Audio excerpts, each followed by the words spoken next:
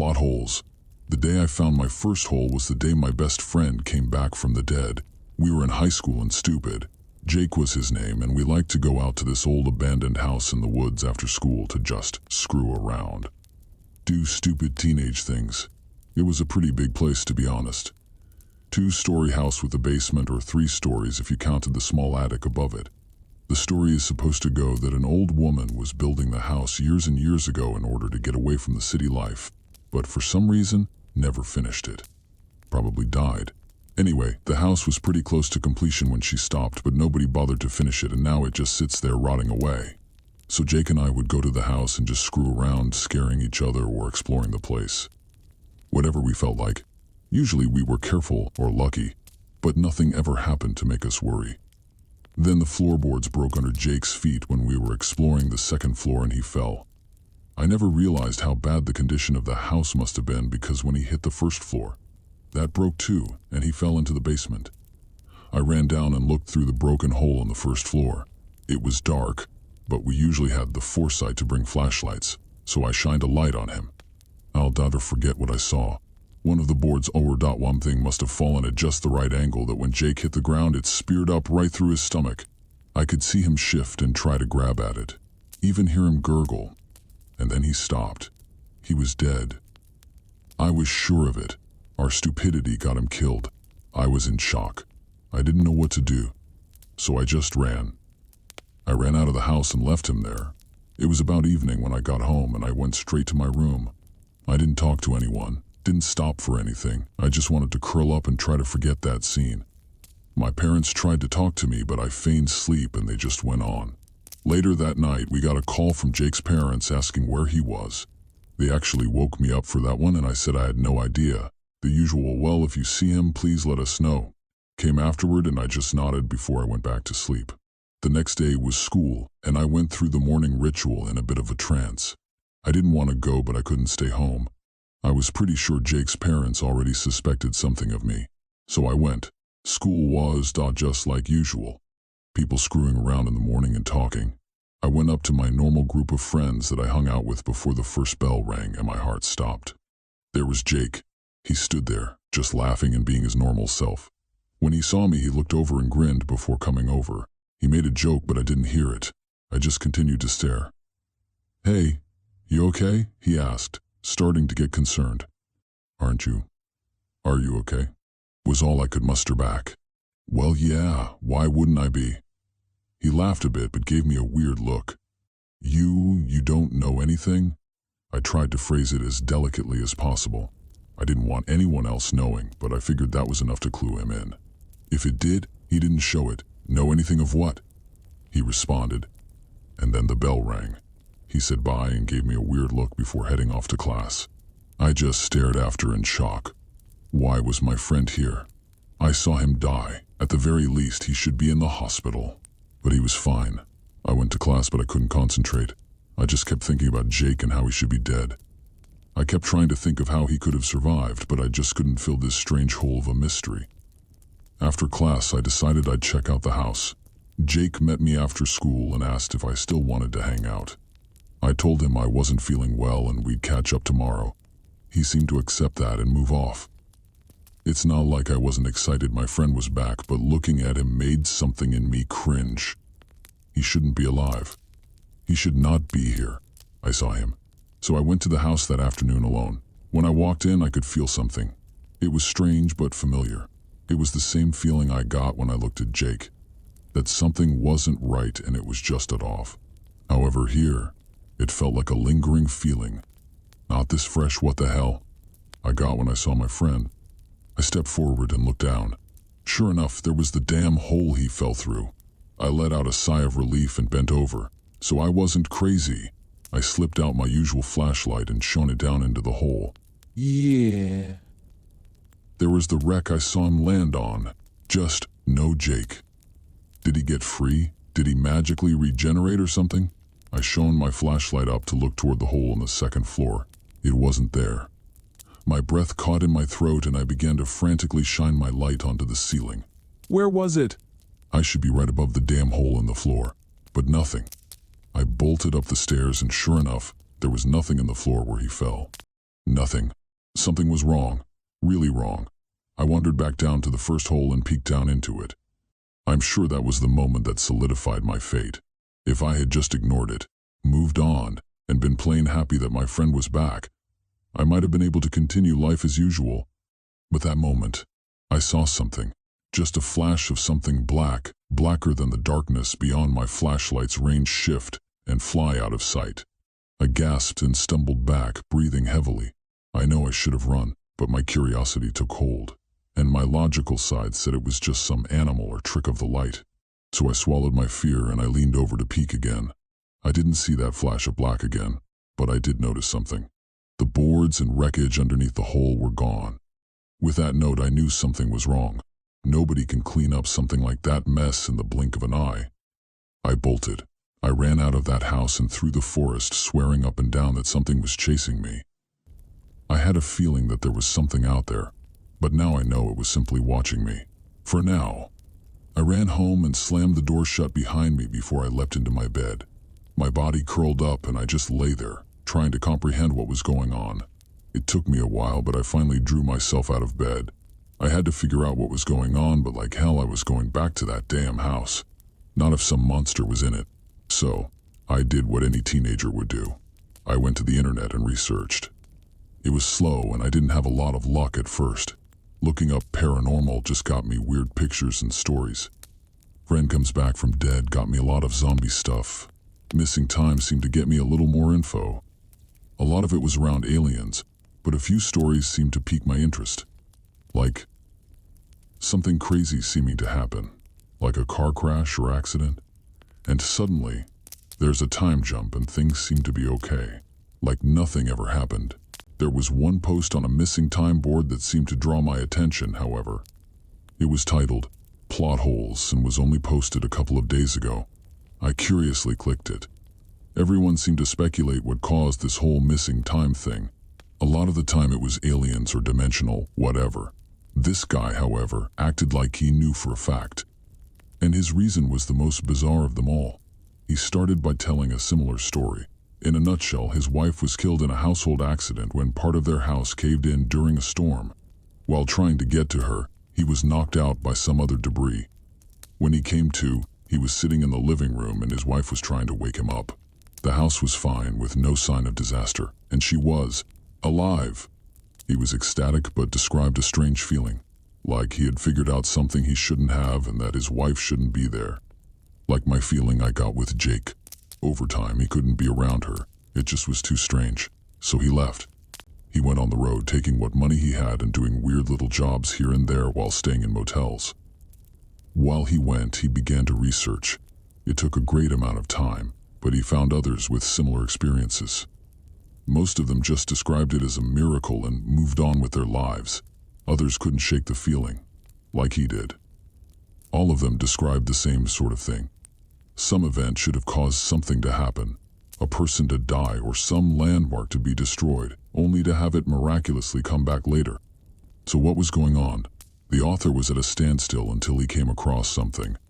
While researching people who shouldn't be alive, he came across a book review. Apparently, it was the latest book in the series, and in it a side character saves the day by fighting off a bunch of enemies for the heroes. However, in the previous book, by a different author, that character had been killed. So, this character couldn't have come back to save the day, but if he didn't, the main characters would have died. The reviewer said it was one of the worst plot holes he'd ever seen. That got the forum author, and me, thinking. He said he'd post again after he experimented a bit, and I didn't blame him. I had a few things I wanted to experiment with as well. Nevertheless, I dropped him a message saying I read his post and that something similar happened to me. Then called it a night early. I had to be extremely alert if I was going to try to look for the signs I wanted to find. The next morning I woke up and started my first attempt at looking for plot holes. I know how crazy that sounded, but something seemed to click after reading that review. Someone should have died. But that was ignored, so he could do something of significance later. It sounded so familiar. The first few days, I didn't notice anything except for that weird feeling around Jake. Nobody else seemed to have it. The third day was when I noticed my first plot hole. It was minor. The the most minor of details, but it was there. One of the girls in my class went from wearing a skirt to a set of jeans between periods. I know how that seems to make me look, but I'll admit it. The skirt was why I noticed. But to change into a pair of jeans within 7 minutes while walking across campus to another class? That doesn't make sense. I guessed it was possible, but it didn't make sense. It was like a costume got wrong during a scene change. After that, it went all downhill. I kept seeing changes everywhere. A sign would be black in the morning, but light green later at night, or a friend would go from wearing a sweater to a t-shirt when I looked away from a moment. You'd think that people would notice these changes, but nobody did. Maybe it was the strange feeling that I got of something being off after the accident with Jake, or perhaps you just had to be looking for them. But as I kept looking, they were everywhere. It was about a week and a half before I got a response back from the plot hole's author. He introduced himself as Dennis and apologized for being late to respond. His reason why? He'd gotten caught up in observing plot holes. He was noticing the same thing I was. This is the first time I've ever actually spoken to this guy, but the changes he described matched mine to a T, except for one thing. After noticing a misspelled sign above a store late at night, he turned away for a moment to look back and saw a shadowy black figure floating by it. It was hazy, like looking at the figure through a fog that just wasn't there, but after the being floated away, the spelling error was gone. A shiver went down my spine. That seemed too close to whatever I might have glimpsed at the house. I hadn't seen it full on yet, but then, now I knew what I was looking for. I wish I hadn't. It wasn't long before I began to see them. You had to look at just the right moment, I found out. When it seemed like nobody was watching or paying attention to that little error you just noticed. Then you could make it out. A shadowy haze of a being, seeming to be dressed in a long black robe with a hood, messing with it until it changed. I saw one fade my friend's t-shirt into a jacket shirt set on a cold day in class. And I saw another change an entire stack of books at the library into a completely different set before they were picked up by a student. Nobody noticed them, just like the holes. It was like you had to be on that wavelength to notice.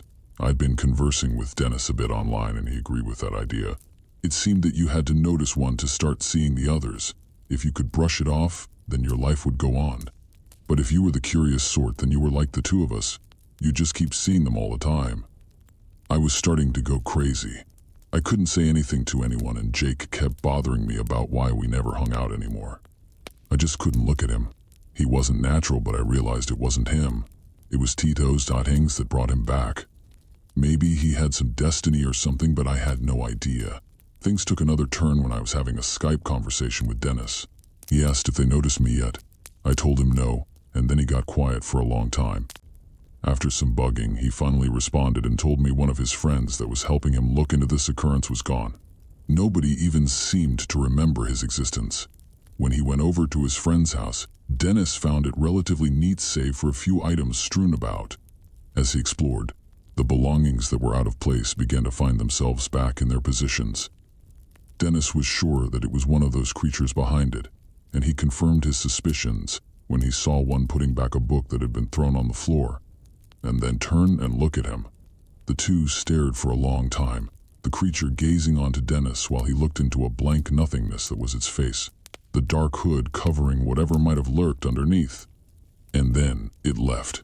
It turned and seemed to float away right through one of the walls. That seemed to be the last thing out of place then.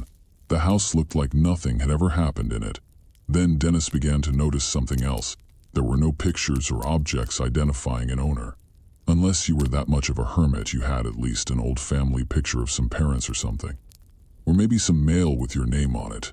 But nothing. It was like nobody had ever lived in this fully furnished home. At this point, I began to worry. Dennis' friend had gone missing and nobody knew of his existence. I started putting the pieces together then. If these creatures could bring someone back from the dead, they could easily get rid of someone, right? This meant I was in danger. After that, I stopped. I was out. I ignored Dennis's messages. I tried to ignore all the holes I constantly noticed. I did my best to ignore those shadow creatures when I caught them. I even tried to hang back out with Jake. But every time we hung together, it was like I was looking at the face of a lie. And looking at him just made me think of those creatures. I imagined one pulling him up from that debris, slipping that board through and out his body, knitting up his wounds like nothing happened. I did my best to look past it all. Dennis was hard to ignore, however. He just kept tracking me down. I'd block him from my email and messengers, but he'd start making new accounts to talk, to send me more messages. And yet he seemed to be sending more and more as the days went on. Finally, one day, I received an email from a new account that clearly was Dennis. I was about to delete it and block him again, but the subject chilled me to the bone. They're after me. Get on Skype. I need help. I didn't know what to do. If Dennis was in trouble from these things, then I had to help. I couldn't just leave him. But, after him, they might turn their sights on me. I had to help. I wasn't going to just leave him hanging, especially if he was in danger. I logged onto Skype, added his new account, and immediately got a video chat request. Dennis was in his apartment with the lights off, and he looked terrified. "What's going on?" I asked as I leaned in. "They've been following me around," he spoke, his voice an exasperated whisper. "More and more of them keep coming around. And not just to fill in the holes. They're watching me." "Are you sure?" In response, he lifts up his laptop and carried it out to what looked to be the kitchen. He set it down in front of a window and drew back the curtain. I couldn't make it out anything until he turned on the light. My heart stopped. I'd only seen one of them at a time. Maybe even two if something was a particularly big change. But there were at least 3 or 4 behind that window, just staring in with those empty, hooded faces. He quickly flicked off the light and turned the laptop back toward him. "Do you see? I don't know what to do. I don't want to end up like Jerry. Tell me what to do." He was getting more and more anxious. I had no idea what to tell him. I didn't know what these things were. I didn't know what they wanted, or how to stop them. I opened my mouth but couldn't form the words that he needed to hear. And as I stammered to find out what to say, I saw them slip into the background behind him, through a freaking wall. With a cabinet. "Dennis," I yelled, "behind you." He turned just as the first approached. God, there were a bunch slipping in now. 3, then 4, then 5. He never stood a chance. The first reached forward with an inky arm and shoved it straight through his chest. There wasn't any blood, or even a sound save for Dennis' terrified scream. He began to writhe, grasping at his chest as the creature held him there by, I don't even know what. His spine? His heart? Hell, it could have been his very soul for all I know. Then the others were on top of him. They fell onto him like a dark dog pile, consuming him in their dark presences. I couldn't scream, I couldn't look away. I just watched as he faded from view as those creatures piled onto him. Then, slowly, ever so slowly, they backed away. Dennis was gone. I bit back tears as I saw the empty space he had been in. I knew what had happened. He was gone, erased. Nobody would even remember him. He was a hole that had to be filled in and taken care of. Then their attention turned to the computer, to me. My eyes widened as realization hit me. I was another hole. I was an issue in their grand scheme, a thorn that had to be plucked. A part that drew attention to the inaccuracies of this world they were trying to design, and I had to be taken care of. I didn't even bother to turn off the computer.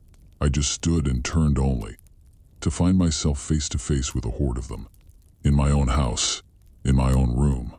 My back went to my desk as one shadowy shade glided to me. Its arm rose and I could almost make out the tendrils of its foggy black cloak and the individual digits of its dark fingers. I couldn't move. I was frozen. And then, it struck. I didn't physically feel the hand shove into my chest, but I felt it somewhere deeper, like it was grabbing an intimate part of my being. I felt violated, exposed, and most of all, ... completely terrified. I screamed as it began to squeeze. It hurt. It hurt so fucking much. My vision blurred, but I could see the others move around me. They filled in a circle around my body, regardless if there was something in their way or not. They just glided through like those things weren't there. And then they fell upon me. Black hit me from every side. I screamed, but no sound came out. I could feel that hand wrenching back, pulling something so personal to me away. My body felt limp then. I started to feel nothing. It inched along my limbs, slowly turning feeling of cold, pain, terror into absolute nothing. I could only describe it as a feeling of being erased. There was feeling, strong feeling, and then nothing. It slowly inched along, riding up along my arms and legs until it consumed my whole being. The pain faded along with it, along with the sounds of the world and my vision before me. Soon, nothing was before me but pure blackness. I was gone. I knew it. I was dead. Or worse, I didn't exist any longer. Stretched out before me was nothing but darkness. I tried to call out into the void, to claw my way forward, but I couldn't move a limb. More like, though, I didn't have a limb to move or a mouth to yell. I was just an essence, a leftover floating in an endless void of nothing. I'm still there, in pure nothingness. I can't move, or I don't think I have anything left to move. It's gone. Every part of me is gone. I wonder what happens now. I wonder what Jake's destiny was. I also began to wonder if this was death or something worse. A punishment for sticking my nose in places it shouldn't be. Is this death or pure erasure? I'm sure Dennis is feeling the same things I'm feeling. I can almost imagine him too, floating in the same void. Maybe one day we'll meet each other. It's a hope that I try to keep alive. It keeps me sane that I might, one day, not be alone here. That's the end of my story. I wish it was better. I wish I could say I fought back and saved myself. At least that I was on the run. But some plots don't have happy endings. However, I'm sure I've left you wondering one final thing. If I'm dead or erased, then how could I have written this? Well, my poor friend, you've just discovered your first plot hole. Be wary if you see any more.